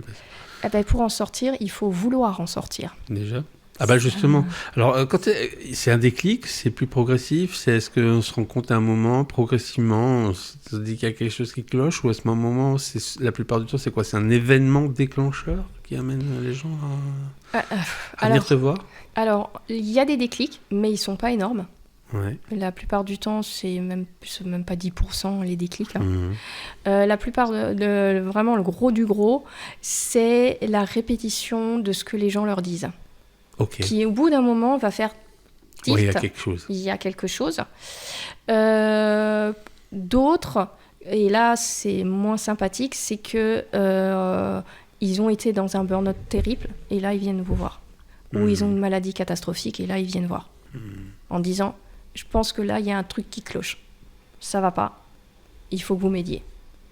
Mais c'est ce que nous on appelle la prise de conscience, ce fameux déclic, est très difficile à avoir pour tout le monde. Et pourquoi c'est difficile justement de se rendre compte, de réaliser qu'on est dedans ?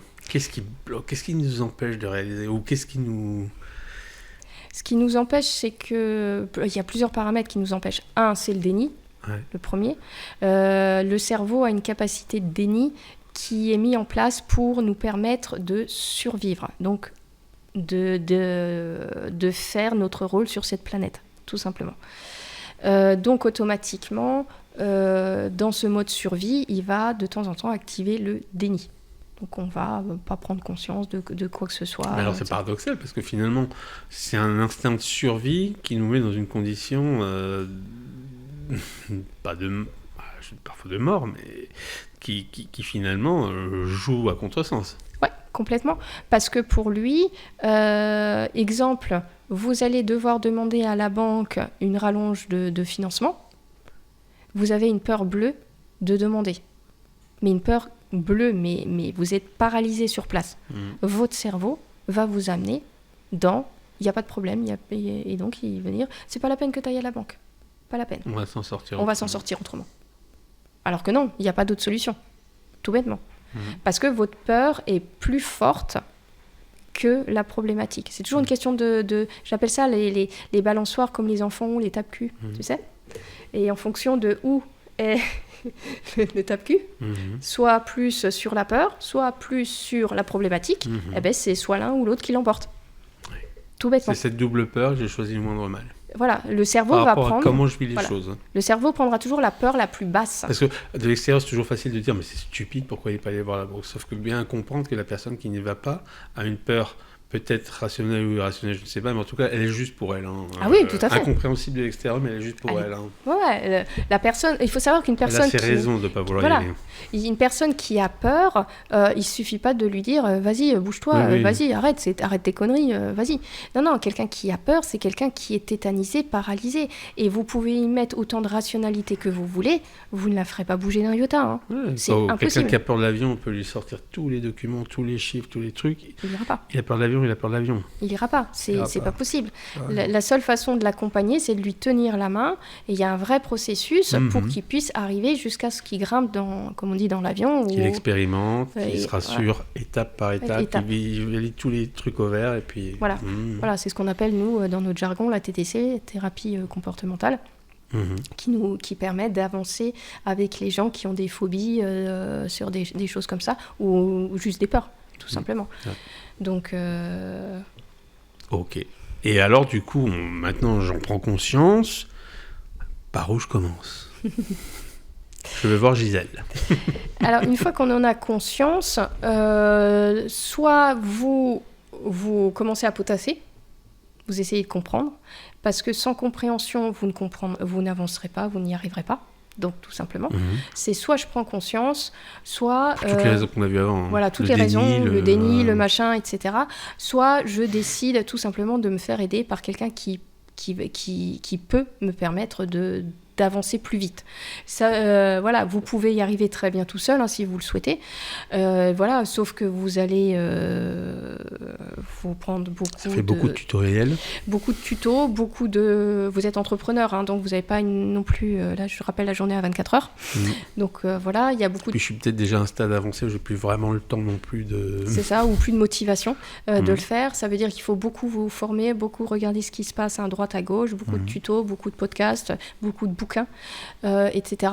Ou soit je décide d'aller voir quelqu'un qui va me donner les trucs astuces pour pouvoir m'en sortir le plus vite possible. Et peut-être bousculer aussi où il faut, parce qu'un bouquin, ça bouscule pas. Non, je reviens sur cette idée du déni. Beaucoup de gens me disent « Oui, moi je fais ma thérapie par les livres. » Oui, mais quand on tombe sur un cas où là, il faudrait commencer à se dire « Ça me concerne », je crois que l'ego est assez bien foutu pour dire « Ah non, ça c'est pas moi ça ».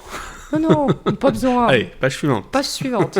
L'exercice. Non, celui-là, je vais pas le faire. Il m'intéresse pas. Oui, il m'intéresse pas. Voilà. Non, ça, c'est notre rôle, nous, en tant que thérapeute, ou même les coachs. C'est ce que je mets dans le coaching, c'était à un moment donné, on pousse c'est bousculé. On bouscule le coaché à dire, maintenant, il faut y aller là, sinon ça ne marchera pas, on n'y arrivera pas. Donc voilà, et ça c'est notre rôle à nous. Nous, en tant que thérapeute, notre rôle n'est pas de le faire à votre place, parce que nous, on ne pourra pas vous... Faire son autothérapie par un livre, c'est aussi une forme d'autosabotage, et c'est aussi une forme de déni. Oui, on revient dans de l'autosabotage, dans de la peur, et la plupart du temps, c'est les gens ont peur de qu'est-ce que va penser le thérapeute. Combien de fois je l'entends? Tiens, David, que pense un thérapeute? Tiens, c'est une bonne question. Alors, que pense un thérapeute? Qu'est-ce que c'est que ce fou? Pas du tout. Alors non, tout le monde nous sort ça. Ouais, oui, tu peux le trouver... Tout le monde me dit... Combien de gens me disent, vous devez me trouver débile, folle, fou. Non, pas du tout.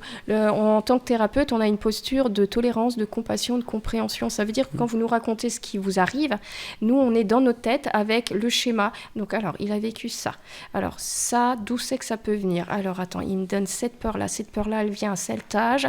Ok, vos parents, qu'est-ce qu'ils ont? Ok, ah ben voilà, ça vient de la mère. Ok, la mère a vécu ce truc-là. Ok, fausse croyance. Qu'est-ce que votre cerveau vous dit? Et donc, nous, on est en train de... Nous, on mène l'enquête. On fait comme les séries policières, avec leurs tableaux blancs et leurs fiches là qu'on voit dans les... Sherlock Holmes en ce moment. Voilà.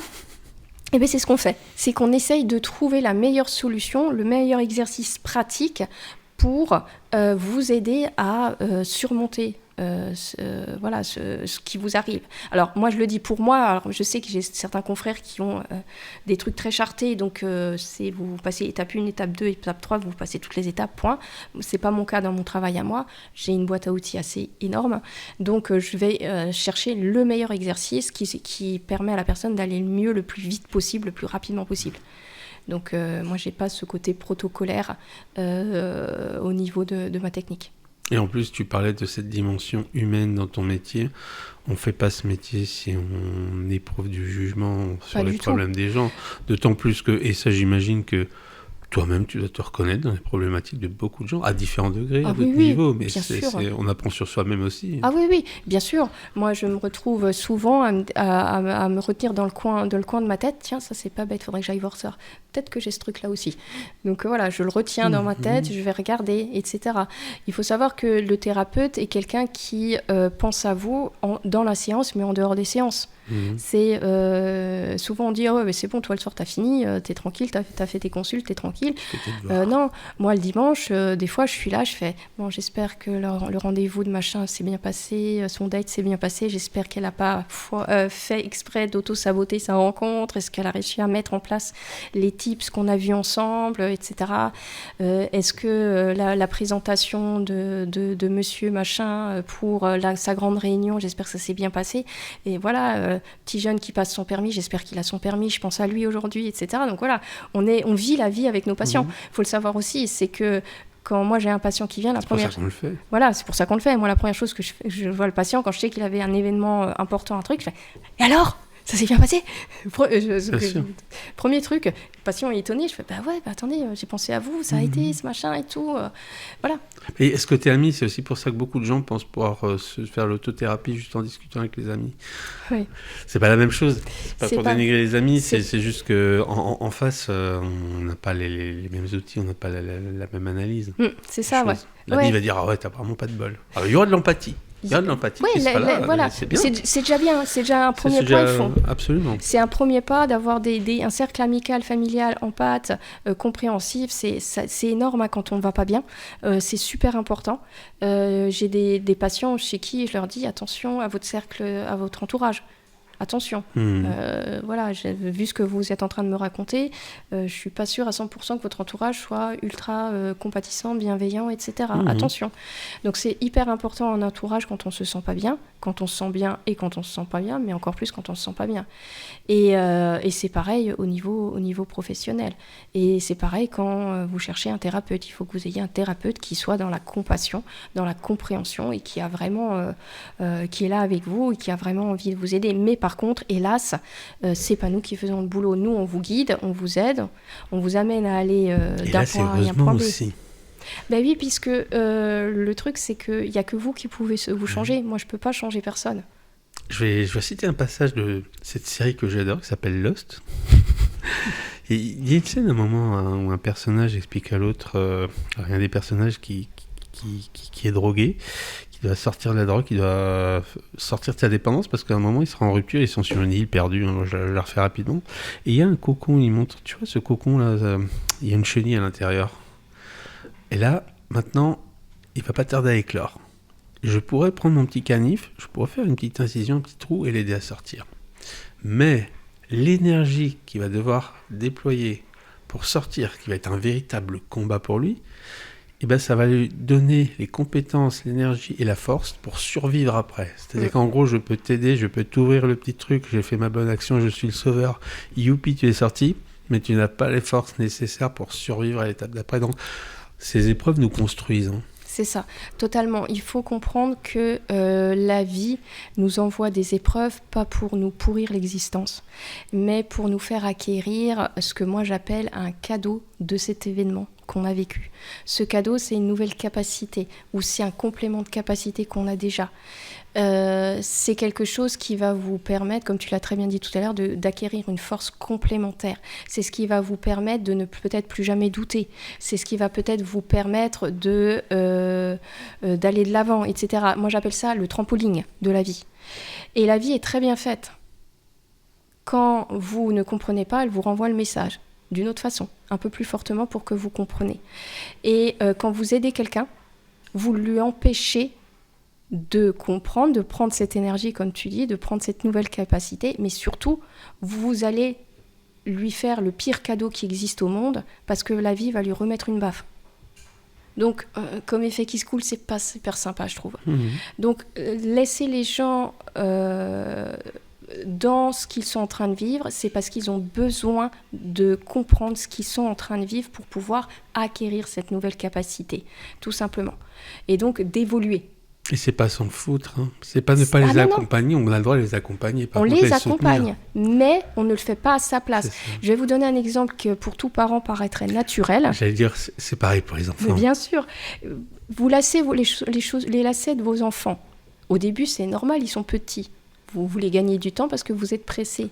Mais si vous le faites tout au long de sa vie, votre enfant à 40 ans ne sera toujours pas lacé des chaussures. Et là, je vous donne un exemple bateau, voilà. Mais il va être la risée de tout le monde, parce qu'il ne sait pas lasser ses chaussures.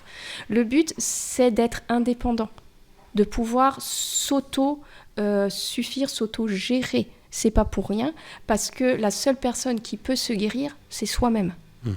C'est pas moi, c'est pas toi, c'est personne. Moi, je me guéris, toi, tu te guéris. Point final. C'est tout. Et c'est ça la chose. On peut se soutenir. On peut se soutenir. Et c'est là que les amis sont importants, c'est là que le cercle est positif d'amis, de famille est important. C'est parce que l'épaule sur laquelle vous pouvez pleurer, la main qu'on vous tend, allez viens on va boire un coup pour te changer les idées, ou viens je t'emmène en vacances en week-end, ça va te faire du bien, ça c'est énorme ce que vous faites. Ou quand vous écoutez quelqu'un, mais vous faites le plus gros cadeau qui existe au monde. Et beaucoup de gens me disent « mais j'ai rien fait, j'ai pas pu l'aider ». Je fais « mais vous l'avez écouté, vous l'avez laissé parler pendant 2 heures ». Il n'avait pas besoin de solution. Il faut comprendre une chose, la plupart du temps, les gens ne veulent pas de solution. Ils veulent d'abord en premier plan être entendus. Et quand il veut les solutions, il l'exprime. Il vous la demande. Mais au départ, ils ont besoin d'être entendus. Et le plus beau cadeau que vous pouvez faire, la plus grande aide que vous pouvez donner, c'est d'écouter, d'être cette épaule, d'être cette main tendue. Sans jugement. Sans jugement, sans rien. Et là, vous faites le cadeau le plus grand qui existe au monde. Et finalement, le cadeau vous attendrait aussi si vous alliez mal. C'est ça. Parce qu'on attend la même chose en retour. Bien sûr. Tous. Absolument.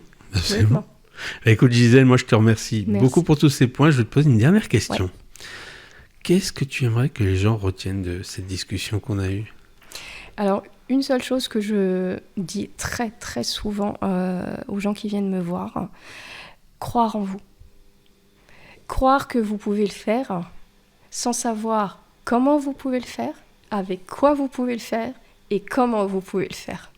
Croire en ça. Super. Ça serait mon mot de la fin, c'est ma philosophie à moi. Eh bien écoute, Gisèle, moi je te remercie énormément. Je vous partage les coordonnées de Gisèle en commentaire de ce podcast. Un podcast très particulier, très humain, très vaste. On est parti un petit peu dans plusieurs directions, mais comme je l'explique sur le 48.7, on n'est pas forcément limité à parler que de business. Largement pas. Donc voilà, merci Gisèle, merci beaucoup. Merci à toi. Et merci à tous nos auditeurs. Je vous dis à très bientôt pour un prochain 48.7 et je vous souhaite à tous une excellente journée et ne travaillez pas trop.